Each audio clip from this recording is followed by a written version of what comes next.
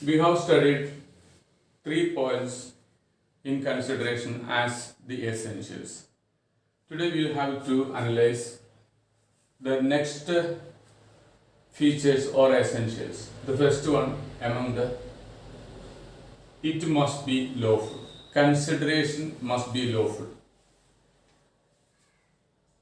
When a consideration is lawful is our matter of analyzation. എപ്പോഴാണ് consideration lawful ആയിരിക്കുന്നത്? നമ്മളിവിടെ പറഞ്ഞ കാര്യം ഇതാണ്. നിയമപരമായി കൺസിഡറേഷൻ നിയമസാധുത ഉണ്ടായിരിക്കണം. ഒരു കോൺട്രാക്റ്റിൽ കൺസിഡറേഷൻ നിയമസാധുത ഉണ്ടായിരിക്കണമെന്നാണ് ഈ പറയുന്നതിന്റെ ചുരുക്കം. എപ്പോഴായിരിക്കും കൺസിഡറേഷൻ ലോഫുൾ ആകുന്നത്? നോക്കൂ, as per section 23 consideration is lawful unless, താഴെ പറയുന്നതൊക്കെ നെഗറ്റീവ്സ് ആണ്. ഈ പറയുന്ന തരത്തിലല്ല എങ്കിൽ കൺസിഡറേഷൻ ലോഫുൾ ആയിരിക്കും. The consideration in a contract must be lawful. ആദ്യം എഴുതേണ്ട sentence the consideration in a contract must be lawful. Section 23 states when the consideration is said to be lawful. Section 23 പറയുന്നു എപ്പോൾ consideration lawful ആവുന്നു. അപ്പൊ നമ്മൾ പറയുക consideration is lawful unless means if not. ഇതിന്റെ അർത്ഥം ഇഫ് നോട്ട്, ഇങ്ങനെയല്ല എങ്കിൽ, താഴെ പറയുന്ന തരത്തിലല്ല എങ്കിൽ കൺസിഡറേഷൻ ലോഫുൾ ആണ്. ഒന്ന്, unless it is forbidden by law. ഇവിടെ നിന്ന് നോക്കി ചേർത്തിട്ട് വേണം നിങ്ങൾ പഠിക്കാൻ. Unless it is forbidden by law. Forbidden means വിലക്കപ്പെട്ട, തടയപ്പെട്ട, പ്രതിരോധിക്കപ്പെട്ട, അരുതെന്ന് പറഞ്ഞിരിക്കുന്ന. അപ്പൊ unless it is forbidden by law എന്ന് പറഞ്ഞാൽ നിയമത്താൽ വിലക്കപ്പെട്ടത് അല്ല എങ്കിൽ. അടുത്തത്, unless it defeats the provisions of law. നിലവിലുള്ള ഏതെങ്കിലും നിയമത്തെ ഓപ്പോസിറ്റ് ആയിട്ട് ബാധിക്കുന്നത് അല്ല എങ്കിൽ, നിലവിലുള്ള നിയമങ്ങളെ ബാധിക്കുന്നതല്ല, എഗൻസ്റ്റ് ആയിട്ട് ബാധിക്കുന്നതല്ല എങ്കിൽ അത് ലോഫുൾ ആണ്. Unless it defeat means affect adversely എന്നാണ് അർത്ഥം. Unless it defeats the provisions of any law. നിലവിലുള്ള നിയമങ്ങളെ ഡിഫീറ്റ് ചെയ്യുന്നതല്ലെങ്കിൽ, എഗൻസ്റ്റ് ആയിട്ട് ബാധിക്കുന്നതല്ല എങ്കിൽ അത് ലോഫുൾ കൺസിഡറേഷൻ ആണ്. അൺലെസ് ഇറ്റ് ഈസ് ഫ്രോഡുലന്റ്, വഞ്ചനാത്മകമല്ല എങ്കിൽ, unless it is fraudulent it is a valid consideration. Next, unless it is injurious to person or property. You see, ഈ കൊടുക്കുന്ന കൺസിഡറേഷൻ ഏതെങ്കിലും വ്യക്തിയുടെ ആരോഗ്യത്തിനോ ആയുസ്സിനോ അപകടം വരുത്താത്തത്, അല്ലെങ്കിൽ സ്വത്തുവകകൾക്ക് ഹാനി ഉണ്ടാകാത്തത് ആണെങ്കിൽ അത് കൺസിഡറേഷൻ ആണ്. ഉദാഹരണം നമുക്ക് പറയുന്നത്, പണ്ട് രാമർ എന്ന് പറയുന്ന ഒരാൾ ഉണ്ടാക്കിയ എണ്ണ, പെട്രോൾ എന്ന് പറയുന്നു. ആ സാധനം ഉപയോഗിച്ചാൽ വണ്ടി ഓടിക്കാൻ പറ്റും. ഓട്ടോറിക്ഷക്കാരൊക്കെ വാങ്ങി ഉപയോഗിച്ചുകൊണ്ടിരുന്ന പെട്രോളാണ്, തമിഴ്നാട്ടുകാരനാണ്. അപ്പൊ അങ്ങനെ കൊടുത്തിരുന്ന പെട്രോൾ എന്ന് പറയുന്ന ഈ ദ്രാവകം ഉപയോഗിച്ച് വണ്ടി ഓടിക്കാൻ പറ്റും. പക്ഷേ അത് എഞ്ചിനെ സാരമായിട്ട് ബാധിക്കുകയും എഞ്ചിൻ തകർന്നു പോവുകയും ചെയ്തു. ഞാൻ വിശദമായിട്ട് ആ കാര്യം പറയുന്നില്ല. അതിന്റെ നിയമപരമായ കാര്യങ്ങൾ, ഒരുപാട് മിസ്റ്റേക്കുകൾ, തെറ്റുകൾ ആ ഭാഗത്തുണ്ട്.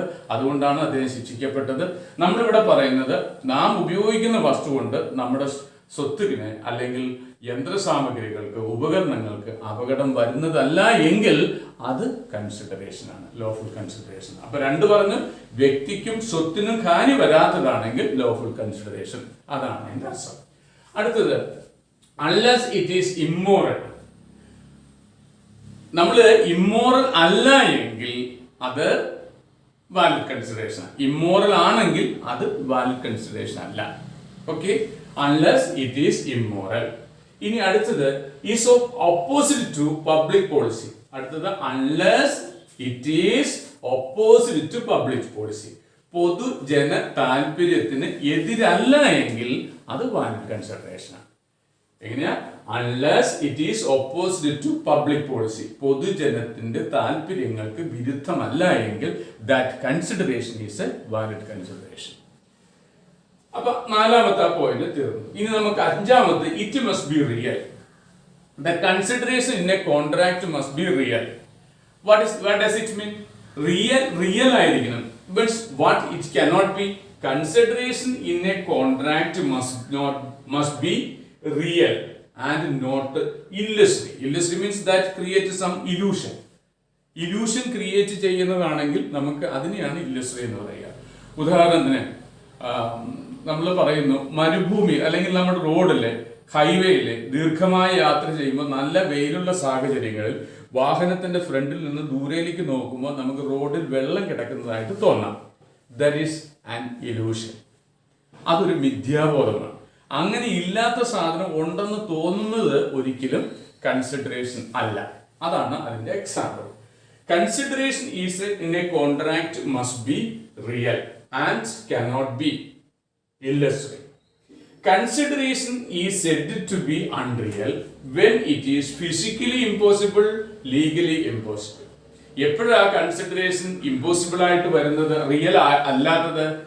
നിയമപരമായോ ഭൗതികമായോ അസാധ്യമായത്, ഒരു വ്യക്തിക്ക് ചെയ്യാൻ പറ്റാത്തത്, അല്ലെങ്കിൽ ഒരു കാര്യം അസംഭാവ്യമായ കാര്യം ഒരിക്കലും കൺസിഡറേഷൻ ആകാൻ പാടില്ല. ഇപ്പൊ നമ്മൾ പറഞ്ഞു ഒപ്റ്റിക്കൽ ഇല്യൂഷൻ ആണ്. Seeing that there is water, actually there is no water, but it seems to have water. That is an illusion. Actually റോഡിൽ കാണുന്ന വെള്ളത്തിന്റെ പൊയ്ക ഉണ്ട് എന്നത് നമുക്ക് തോന്നുന്ന മതിഭ്രമം എന്നാ പറയുക. It is only an illusion and not real, and there is no water. Physically it is not there. അതേപോലെ to give a treasure on one's magical power, ഒരാളുടെ മാന്ത്രികതയിൽ നിധി നൽകാം എന്ന പ്രോമിസ്, അവിടെ കൺസിഡറേഷൻ ഇല്ല. It is unreal, it cannot be, it is not possible. Ex nihilo nihil, nothing come out of nothing. So it is only an illusion and it cannot be real. And you see next one, legally impossible. Physically impossible ആവരുത്, legally impossible ആവരുത്. നിയമപരമായിട്ട് അസാധ്യമായ കാര്യം നമുക്ക് ഒരിക്കലും കൺസിഡറേഷനായി പറയാൻ പാടില്ല. അപ്പൊ നമ്മൾ അവിടെ പോയത് എന്താ? It must be real. Consideration in a contract must be real and not illusory. Consideration is said to be unreal if it is physically impossible or legally impossible. അടുത്ത പോയിന്റ്, അടുത്തത്, it must have value in the eye of law. It must have value in the eye of law. നിയമത്തിന്റെ കാഴ്ചപ്പാടിൽ അതിന് മൂല്യമുണ്ടാകണം. Worthless ആയിട്ടുള്ള, valueless ആയിട്ടുള്ള ഒരു കാര്യം ഒരിക്കലും കൺസിഡറേഷൻ ആയിട്ട് നമുക്ക് കൊടുക്കാൻ പറ്റില്ല. Since the act or abstinence, നമ്മൾ നിർവചനത്തിൽ പറഞ്ഞു, act or abstinence in the definition denote that consideration may be an act or it can be an abstinence. ഓർക്കുന്നുണ്ടോ? അടുത്ത പോയിന്റ് പറയുന്നത് ശ്രദ്ധിക്കൂ. ആക്ട് ഓർ ആബ്സ്റ്റിനൻസ് എന്നാണ് പറഞ്ഞത്. അപ്പോ the word act or abstinence denote that the consideration may have value in the eye of law. അപ്പൊ നമ്മൾ പറഞ്ഞു നോക്കിയേ, since the act or abstinence is done at the desire of the promiser, it shows that it must have a value in the eye of law. Okay, since the act or abstinence is done at the desire of the promiser, promiserയുടെ താല്പര്യപ്രകാരമാണ് ഈ consideration ഉണ്ടാകുന്നത്. അപ്പൊ ഞാൻ പറയുന്നു എനിക്ക് 10,000 രൂപ വേണം എന്ന് പറയുമ്പോൾ ആ 10,000 രൂപ എനിക്ക് നീ തരുമ്പോൾ അതാണ് എന്റെ കൺസിഡറേഷൻ. അപ്പൊ ഞാൻ പറയുന്നു എനിക്ക് 5,000 രൂപ മതി എന്ന് പറഞ്ഞാൽ അതിനും വാല്യൂ ഉണ്ട്. 10 ലക്ഷം രൂപ വിലയുള്ള സാധനത്തിന് 1000 രൂപ തന്നാൽ മതി എന്ന് ഞാൻ പറഞ്ഞാലും അത് വാല്യൂ ആണ്. അപ്പോൾ എന്റെ താല്പര്യം, പ്രോമിസറായ വ്യക്തിയുടെ താല്പര്യത്തിനനുസരിച്ചിട്ടാണ് കൺസിഡറേഷൻ മൂവ് ചെയ്യേണ്ടത്. അപ്പോൾ എക്സ്പ്ലനേഷൻ സിമ്പിൾ ആയിട്ട് ഇങ്ങനെ പറയാം. Since the act or abstinence is done at the desire of the promisor, it shows that it must have a value in the eye of law. നിയമത്തിന്റെ കാഴ്ചപ്പാടിൽ കൺസിഡറേഷന് വിലയുണ്ടാകണം. എഴുതേണ്ട സെന്റൻസ്, സിൻസ് ദി ആക്ട്, പ്രവൃത്തി എന്നാണ്, small letter, act or abstinence is done at the desire of the promisor shows that it must have a value in the eye of law. നിയമത്തിന്റെ കാഴ്ചപ്പാടിൽ അതിന് വിലയുണ്ടാകണം. അടുത്ത് നമ്മൾ പറയും it must be adequate. Okay, whether it must be adequate, you see Adequacy is the parties to decide at the time of making the contract. ഇപ്പം ഞാൻ നേരത്തെ പറഞ്ഞതുപോലെ 10,000 രൂപയുള്ള വസ്തു ഞാൻ 5,000 രൂപയ്ക്ക് കൊടുത്താൽ അവിടെ വിഷയമൊന്നുമില്ല. ഈ ആഡിക്വസി എന്ന് പറയുന്നത് എന്താണ്? പാർട്ടികളാണ് തീരുമാനിക്കുക, അല്ലാണ്ട് നിയമമല്ല. 10,000 രൂപയുള്ള വിലയുള്ള വസ്തു 10,000 തന്നെ കൊടുക്കണമെന്ന് നിയമം പറയുന്നില്ല. അപ്പോ ഇറ്റ് മസ്റ്റ് ബി ആഡിക്വേറ്റ് എന്ന് പറഞ്ഞാൽ പ്രോമിസർ തീരുമാനിക്കുന്നതാണ് adequacy. The consideration in a contract must be adequate. Okay? The consideration in a contract must be adequate. And ചേർക്കണം, the adequacy of consideration is the parties to decide at the time of making the contract. Contract ഉണ്ടാക്കുന്ന സമയത്ത് പാർട്ടികളാണ് തീരുമാനിക്കേണ്ടത് ഇത് adequate ആണോ അല്ലയോ എന്ന്. എന്തായാലും നമ്മൾ തീർത്ത് പറയുന്നത് കൺസിഡറേഷൻ ആഡിക്വേറ്റ് ആയിരിക്കണം. അടുത്ത നമ്മൾ പറയുന്നത് it must may be positive or negative. Last point simple ആണ്. The consideration must be positive or negative. എന്താ positive or negative? Act or abstinence എന്ന് നമ്മൾ നിർവചനത്തിൽ പറഞ്ഞില്ലേ? The act or abstinence.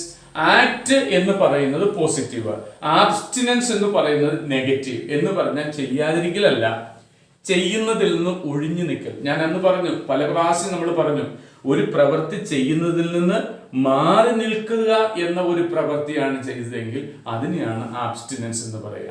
അപ്പൊ the words the act or abstinence used in the definition denote that consideration may be a positive one or even a negative one. Negative one in the sense to get abstain from doing something. Okay, these all are the features of consideration. I think it is very important as far as examination is concerned, and you have to give such importance for the portion. Students, please subscribe the channel and also to press on the bell icon. Okay, thank you.